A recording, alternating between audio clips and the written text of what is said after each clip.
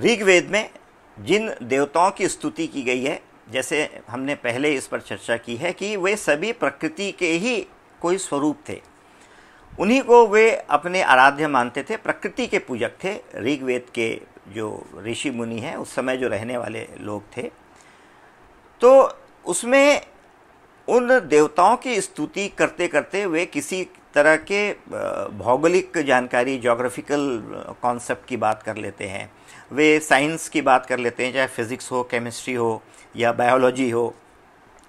एक ऐसे ही देवता हैं वायुदेव और मरुत। वायुदेव का भी उल्लेख ऋग्वेद में मिलता है और मरुत गणों का भी उल्लेख मिलता है। मरुत जो हैं वो एक नहीं है, वो कई हैं। अब आज के परिस्थिति से अगर हम उसका एक कॉन्सेप्ट को समझें तो एयर जो है, गैस जो है, एयर वायु है, लेकिन जब वायु मोशन करती है, जब हवा चलती है तो हम उसको पवन कहते हैं। तो मरुत गण जो है वो पवन के रूप में है। इसीलिए हम बजरंगबली हमारे भगवान हैं हनुमान जी, उनको हम पवन पुत्र हनुमान कहते हैं या मारुत नंदन कहते हैं। तो मारुत और पवन, तो पवन जो है वो एयर इन मोशन को हम पवन कहते हैं। तो दो प्रकार के एयर, एक स्टैटिक एयर का भी वर्णन मिलता है और एक एयर इन मोशन का भी वर्णन मिलता है।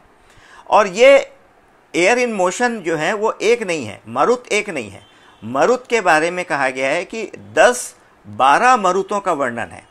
तो हम विंड सिस्टम को जब स्टडी करते हैं ज्योग्राफी में तो पता चलता है कि एक प्रकार के विंड नहीं है, अलग अलग लैटिट्यूड्स में अलग अलग प्रकार की विंड चलती हैं। जैसे मॉनसून एक ट्रेड विंड है, उसी प्रकार आप देखेंगे तो वेस्टर्लीज चलती हैं। कुछ जगह पर वो आपको लोकल विंड्स मिलेंगी, कहीं मिंस्ट्राल मिलेगा, कहीं सिरक्को मिलेगा, कहीं हरमटन मिलेगा, जैसे लू एक विंड है। तो इस प्रकार विंड कई हो सकते हैं, तो मरुत भी कई हैं। उन्हीं मरुतों में से कुछ भयंकर तेज गति से भी चलते हैं जो चक्रवात लाते हैं। और इस बात का उल्लेख मिलता है पहले ही मंडल के 28वें सूक्त में कि मरुत जो है वो जब प्रचंड तेज गति से चलते हैं तो वो वर्षा भी कराते हैं, वे मेघों को प्रभावित करते हैं, यानी क्लाउड सिस्टम को अफेक्ट करके वो वर्षा कराते हैं। और हम जानते हैं कि जब साइक्लोन आता है तो उससे के साथ साथ बारिश भी होती है। इस बात का उल्लेख ऋग्वेद में मिलता है। एक और महत्वपूर्ण बात है कि मरुत का संबंध जो है वो इंद्र देवता के साथ है।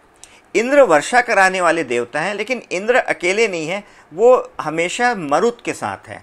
और मरुत जो है वो motion in air in motion है। इसका मतलब है कि जहाँ जहाँ पर वर्षा कराने इंद्र जाएंगे उनको एक विंड सिस्टम की ज़रूरत पड़ती है। इसीलिए चाहे मानसून हो, मानसून भी एक विंड सिस्टम है जो बारिश कराता है। तो भारत में उस समय मानसून से जो बारिश होती रही होगी उसके बारे में उसका उल्लेख ऋग्वेद में मिलता है। और इसी रूप में मिलता है कि इंद्र के साथ मरुत जाकर मेघों को उसके अंदर में बल पैदा करते हैं, बिजली गर्जना होती है, बिजली चमकती है, बादल की गर्जना होती है, उसके बाद बारिश होती है।